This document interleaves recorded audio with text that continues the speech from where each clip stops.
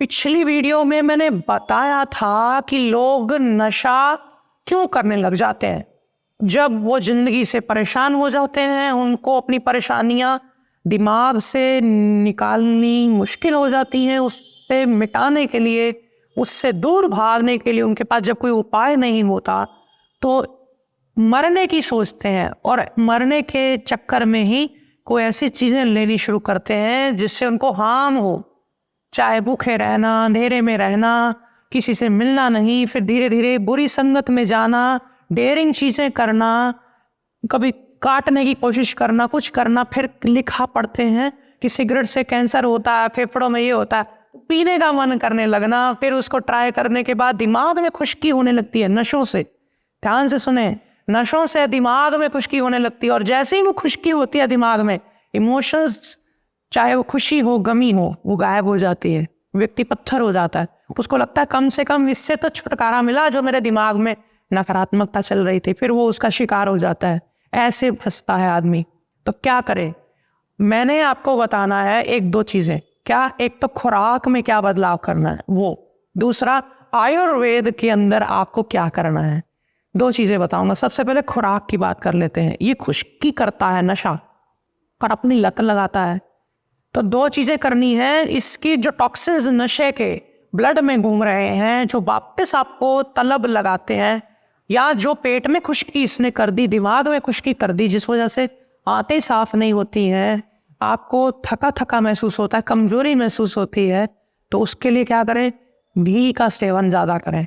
नशे के साथ जोड़ के नहीं, नशे के बाद में, एक दो घंटे बाद, जब वो नशा कर लिया उस आदमी ने, उससे पहले या बाद में थोड़ा समय डाल करके, ताकि उस खुश्की को दूर किया जा सके।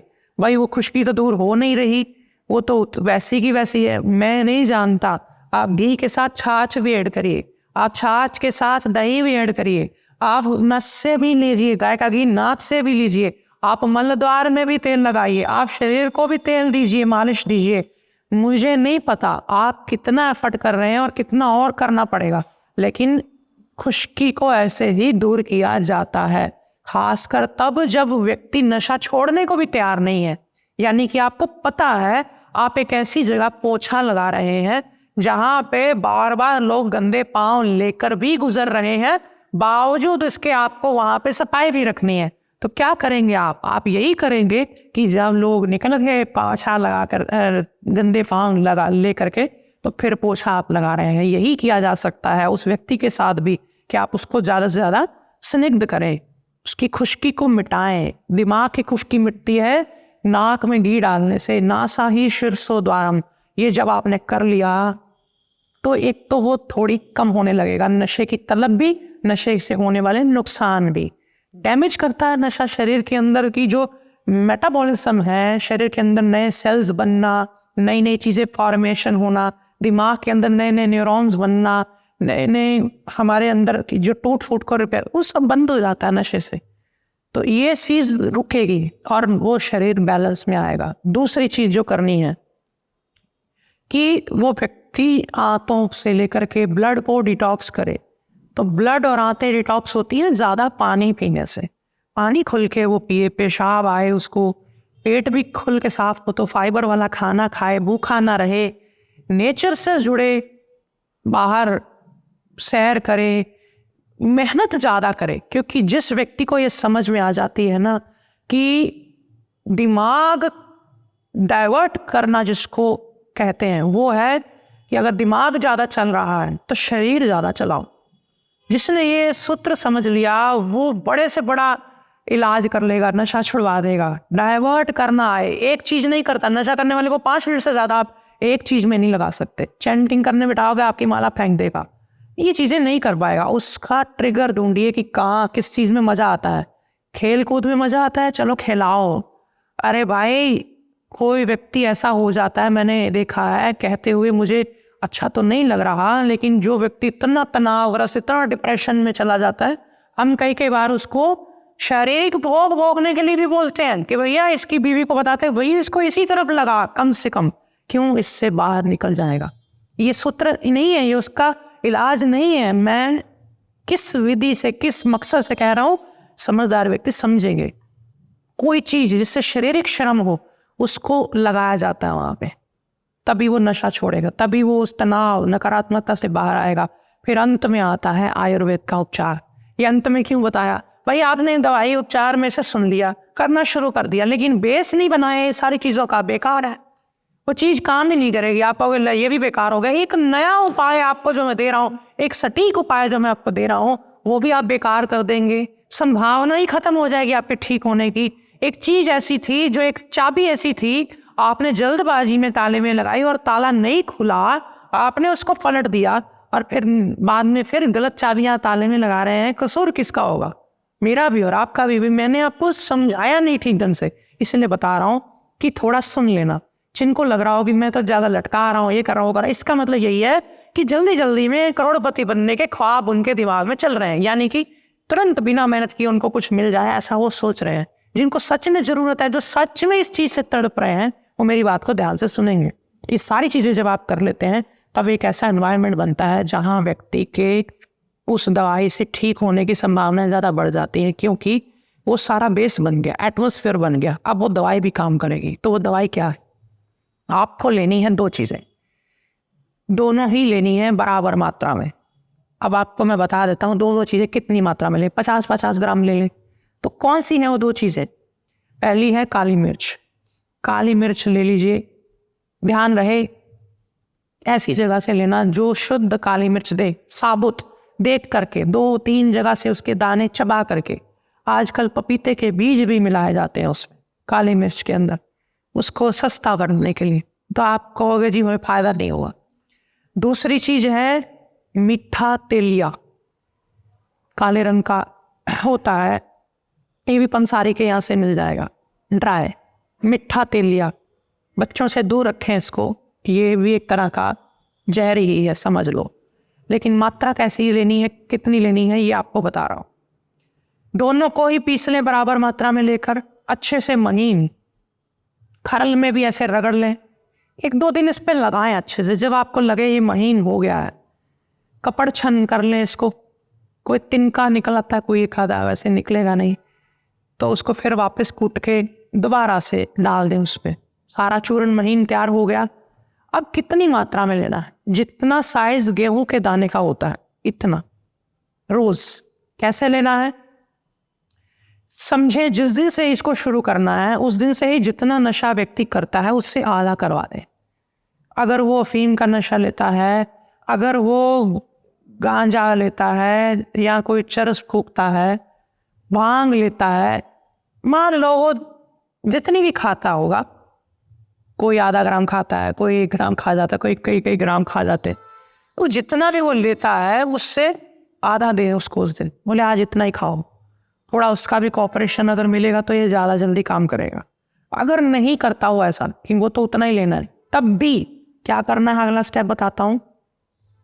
अगला स्टेप है, ये जो चूर्ण बनाया आपने दोनों चीज़ों का, इसको गेहूं के दाने जितना लें, 1 चम्मच घी, देसी घी, चाहे गाय का हो भैंस का हो, उसमें मिला दें। उसमें मिला के चटवाएं। कब?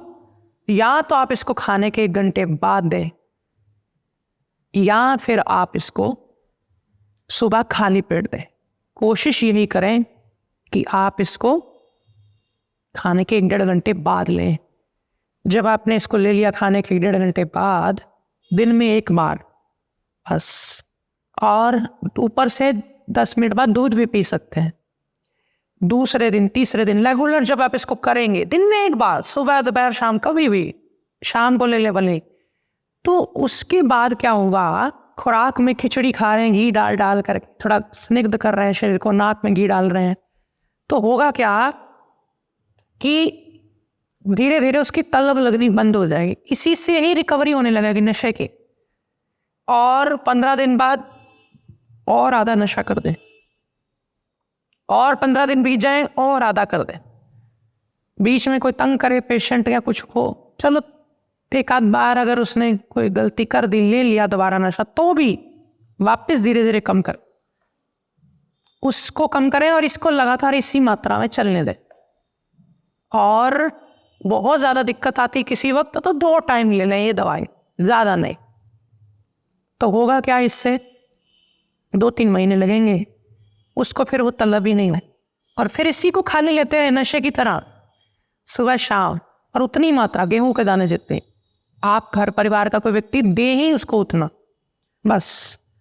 और ये करते जाएं, देखते ही देखते 2 महीने 3 महीने 4 महीने वो टेपर ऑफ कर दे दूसरा नशा और ख़त्म कर दे। फिर जब वो व्यक्ति इतना समर्थ हो जाए कि भाई वो समझदार हो जाए, अब वो इमोशनली बिल्ट हो जाए, तब आप उसको ये बंद करवाएं। 2 4 6 महीने 1 साल के अंदर धीरे धीरे इस दवाई को फिर छोड़ा जा सकता है। ये थी आज की जानकारी। अफीम, गांजा, चरस और जितने भी खुश्क नशे आप लेते हैं उन सब के लिए, ड्राई नशे आप लेते हैं उनके लिए। कोई पूछ सकता है कि मैं इसको शराब के या सिगरेट में उपयोग कर सकता हूँ। भाई सिगरेट और तंबाकू में तो उपयोग कर सकते हो, शराब के लिए ये बहुत कारगर नहीं हो पाएगा। फिर भी आप शुरू करें इसको, साथ ही साथ में जल्दी ही उसके लिए एक अलग से विशेष वीडियो लेकर के आऊँगा, उसमें क्या क्या करना है वो बताऊँगा। खैर मैंने बताया भी है 1-2 बार, शराब के नशे का उपयोग, इलाज, दवाइयाँ, सब जो मेरे पुराने समय से जो जुड़े हुए हैं साथ में उनको पता होगा, या जो मेरे सर्च करेंगे वीडियोस मेरे नाम के साथ ऐसे एडिक्शन या डी एडिक्शन, अल्कोहल एडिक्शन लिख करके सर्च करेंगे तो मिल जाएंगी। इतना ही आप करें और अच्छी खुराक खाएं, खूब व्यायाम करें। और जाते जाते फिर दोहराना चाहूँगा, इमोशनली अपने आप को बिल्ड करें और फिजिकली अपने आप को स्ट्रॉन्ग कर, तभी आप नशे से बाहर आ सकते हैं। नमस्कार। आयुर्वेद में छोटे बच्चों के लिए और बुजुर्गों के लिए कम दवाइयाँ उपलब्ध हैं, ना के बराबर। वो गोली नहीं खा सकते, तेज़ दवाइयाँ नहीं खा सकते। इस समस्या को समझते हुए मैं लेकर के आया हूँ आनंदम आयुर्वेद की तरफ से आपके लिए ढेर सारे अर्क, जिसमें आपको अश्वगंधा का अर्क, जीरा का अर्क और ये गाय के दूध से बना हुआ अर्क कमज़ोर बच्चों के लिए, ऐसे ही बहुत सारे अर्क आपको मिल जाएंगे। आप इसे अपने घर में रख सकते हैं, कभी भी फर्स्ट एड के तौर पे ज़रूरत पड़ने के लिए। आपको ये बड़े ही अच्छे हैं, बच्चों से लेकर बुज़ुर्गों तक सबके लिए। और इनकी डोज यदि कम ज़्यादा भी हो जाए तो डरने की ज़रूरत नहीं होती। ये अर्क आपको sanskritabazar.com पर मिल जाएंगे। आप अपने घर बैठे इसे मंगवा सकते हैं। सभी वैद्य भाई बहन इस अर्क की विद्या को भी अपने आयुर्वेद की प्रैक्टिस में शामिल करें, क्योंकि ये भगवान शंकर द्वारा चलाई गई है। उन्होंने माँ पार्वती को सिखाया, माँ पार्वती ने आगे रावण को विद्या दी और रावण ने फिर इस पे बहुत सारे ग्रंथ भी लिखे। आप ज़रूर इसे अपने घर में, अपने जीवन में शामिल करें।